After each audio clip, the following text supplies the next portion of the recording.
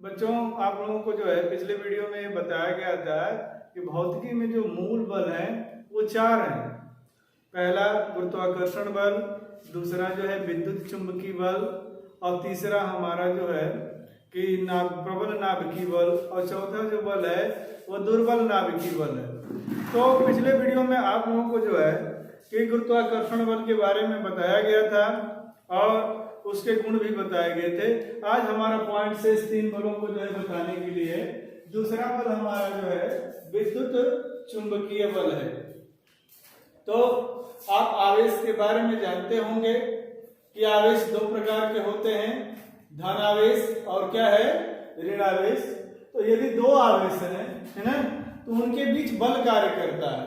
तो उन लगने वाले बल को, दोनों आवेशों के बीच लगने वाले बल को हम क्या कहते हैं, विद्युत चुंबकीय बल कहते हैं। तो एक बार और से सुन लें, आवेशित कणों के बीच लगने वाले बल को बच्चों विद्युत चुंबकीय बल कहते हैं।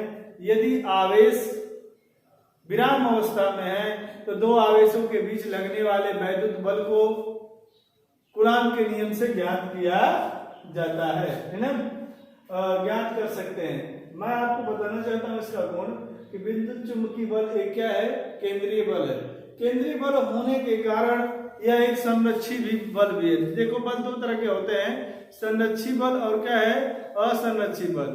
संरक्षी बल किसे कहते हैं, वह बल जिसके विरुद्ध किए गए कार्य को पुनः प्राप्त किया जा सकता है, अर्थात जिस बल द्वारा किया गया कार्य पथ पर निर्भर नहीं करता, उसे हम क्या कहते हैं, संरक्षी बल।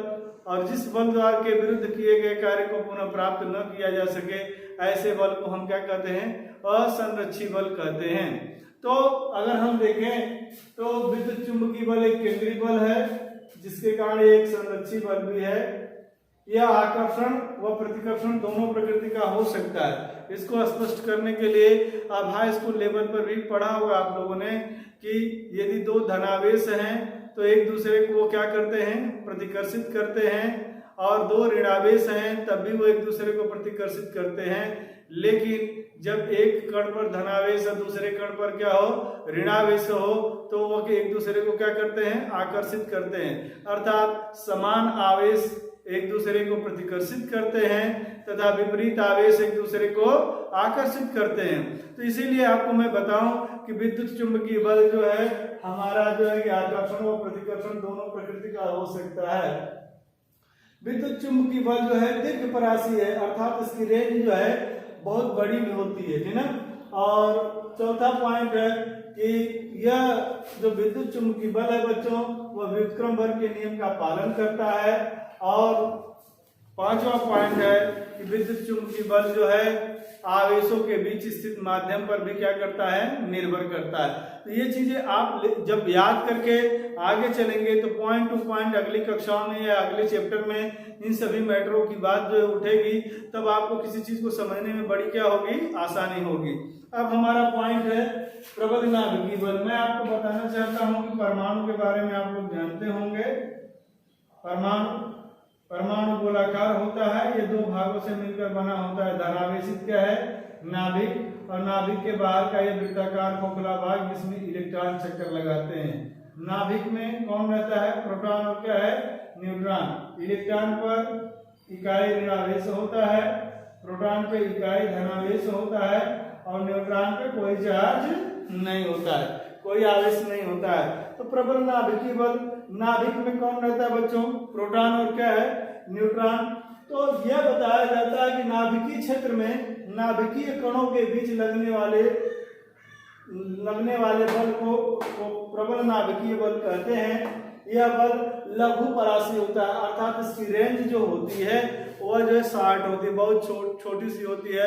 ये लगभग 10⁻⁻15 मीटर की रेंज में जो है कि लगता है। तो 10⁻⁻15 मीटर जो है बहुत ही छोटी जो है कि दूरी मानी जाती है, यह है छोटी दूरी की माप है। तो मैं आप लोगों को बताऊं कि इस बल की अगर हम प्रकृति देखें तो गुण देखें तो यह बल अब तक ज्ञात सभी बलों में सबसे क्या है, प्रबल बल है।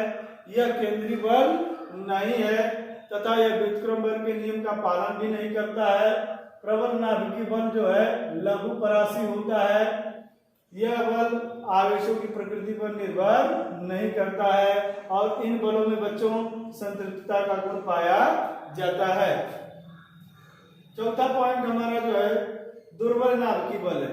देखो रेडियोएक्टिवता में अल्फा बीटा गामा इत्यादि कणों का जो क्षय होता है, तो जब रेडियोएक्टिवता में बीटा क्षय के दौरान यह बल उत्पन्न होता है, उन कणों के बीच लगता है जो कि रेडियोएक्टिव सक्रिय पदार्थ के क्षय होने के दौरान उत्सर्जित होते हैं। जब रेडियोएक्टिव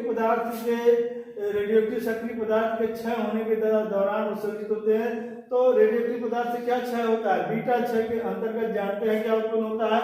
इलेक्ट्रॉन तथा एंटी न्यूट्रिनो। तो इलेक्ट्रॉन तथा एंटी न्यूट्रिनो के बीच लगने वाले बल को हम क्या कहते हैं? दुर्बल नाभिकीय बल कहते हैं। गुण देख लीजिए, यह बल लघु परासी होता है, यह बल आवेशों की प्रकृति पर निर्भर नहीं करता है। दुर्बल नाभिकीय बल विद्युत चुंबकीय बल तथा प्रबल नाभिकीय बल से दुर्बल होता है, लेकिन गुरुत्वाकर्षण बल से क्या होता है? प्रबल होता है। तो मैं आप लोगों को बताऊं कि इन बलों को जो है कि याद कर लीजिएगा। अब बच्चों हमारा पॉइंट है कि भौतिक विज्ञान में हम देखें तो भौतिक विज्ञान के सिद्धांतों को, प्रभाव क्षेत्रों को समझने के लिए भौतिक विज्ञान के दो प्रभाव क्षेत्र हैं, जो है कि हमारा पहला प्रभाव क्षेत्र है स्थूल प्रभाव क्षेत्र और दूसरा जो है सूक्ष्म प्रभाव क्षेत्र। तो अगर आपसे कोई पूछे कि बेटा भौतिकी के कितने जो है इफेक्टिव एरिया हैं, कितने जो है कि करने का मतलब है कि प्रभाव क्षेत्र हैं, तो दो हैं, स्थूल प्रभाव क्षेत्र और दूसरा क्या है? सूक्ष्म प्रभाव क्षेत्र। स्थूल प्रभाव क्षेत्र किसे कहते हैं या इसके अंतर्गत होता क्या है? स्थूल प्रभाव क्षेत्र में बच्चों प्रयोगशाला से संबंधित जो है पार्थिव माने जो मर गई हैं जीव जंतु या जो चीजें निर्जीव हैं, है ना, तथा खगोल स्तर माने ब्रह्मांड में तारे, सूर्य, चंद्रमा, गैलेक्सी इत्यादि का जो अध्ययन किया जाता है, खगोल स्तर की परिघटनाएं क्या होती हैं? सम्मिलित होती हैं। अगर इनकी व्याख्या अगर हमें करनी हो तो हम किसका उपयोग करते हैं? चिर सम्मत भौतिकी का, क्लासिकल फिजिक्स का जो है कि सिद्धांतों का प्रयोग किया जाता है। चिर सम्मत भौतिकी की शाखाएं कितनी है? 5 है। यांत्रिकी है, विद्युत गतिकी है, प्रकाशिकी है, उष्मागतिकी है, दोलन तथा क्या है? तरंगे है। मैं आपको बताना चाहता हूँ यांत्रिकी में जो है न्यूटन की गति के नियमों तथा क्या है? गुरुत्वाकर्षण के नियमों पर यह आधारित है। इन नियमों के आधार पर हम करते क्या है कि दृढ़ पिंडों की गति और उनके संतुलन की व्याख्या या अध्ययन किया जाता है। रॉकेट का नोदन कैसे होता है, जल तरंगों का संचरण कैसे होता है, वायु में ध्वनि तरंगों का संचरण कैसे होता है, इन सब की व्याख्या इन नियमों के आधार पर कर सकते हैं। इनकी स्टडी हम कर सकते हैं। तो आपको मालूम होना चाहिए कि हम आखिर जो है यदि हम पढ़ रहे हैं कि दृढ़ पिंडों की गति, तो यह किसके अंतर्गत आती है?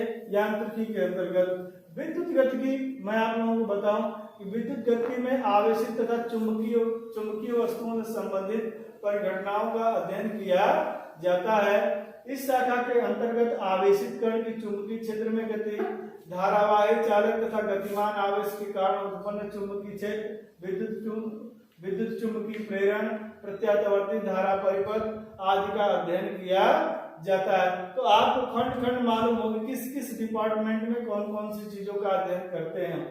प्रकाशिकी है, प्रकाशिकी में प्रकाश पर आधारित घटनाएं तथा उपकरणों का अध्ययन किया जाता है।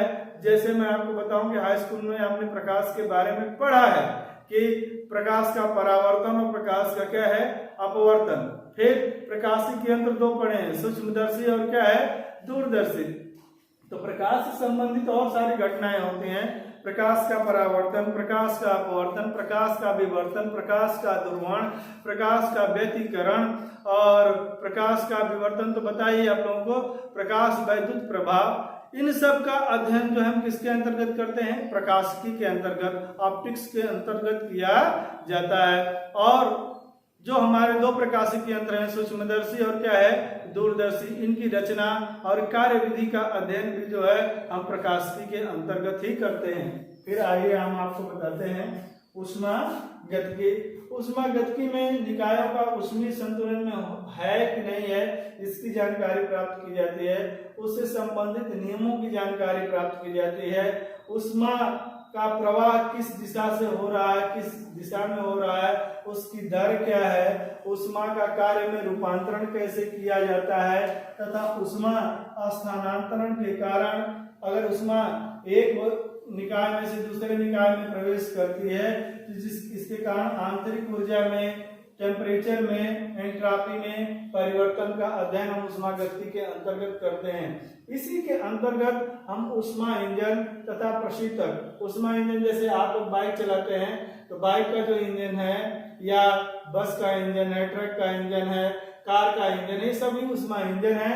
इनके बारे में तथा प्रशीतक जो रेफ्रिजरेटर होता है, घर में आप जो फ्रिज जो है पानी को ठंडा करने के लिए या शीतल रखने के लिए जो आप प्रयोग करते हैं उसे रेफ्रिजरेटर बोलते हैं। प्रशीतक की जो है कार्यविधि की व्याख्या ऊष्मागतिकी के अंतर्गत ही की जाती है। दोलन तथा तरंगे है ना, इस शाखा के अंतर्गत विभिन्न वस्तुओं के कंपनों, कंपित वस्तु द्वारा उत्पन्न विक्षोभ के संचरण आदि का अध्ययन किया जाता है। सूक्ष्म प्रभाव क्षेत्र अब हमारा आता है। सूक्ष्म प्रभाव क्षेत्र में जो है परमाणविक, आणविक तथा नाभिकीय परिघटनाओं का बच्चों अध्ययन किया जाता है और इसकी व्याख्या जो है आधुनिक भौतिकी के सिद्धांत, क्वांटम सिद्धांत के आधार पर की जाती है। तो एक देखो, ये भौतिक जगत का एक तरह से बच्चों इंट्रोडक्शन है और इंट्रोडक्शन हम 2 वीडियो में दे चुके हैं, एक वीडियो और बनाएंगे। पहला लेसन हमारा जो है समाप्त हो जाएगा, फिर आप अपनी पूरी बुक से आसानी से पढ़ते रहिए। ये चीजें समझ में आएंगी कौन सा पार्ट किसके अंतर्गत आता है और हम कहाँ पे अध्ययन कर रहे हैं और किस चीज का अध्ययन कर रहे हैं, ये आगे चल के आपको पता चलेगा। तो यह आपको इसको इंट्रोडक्ट किया जा रहा है कि भौतिक जगत में क्या क्या चीजें शामिल हैं।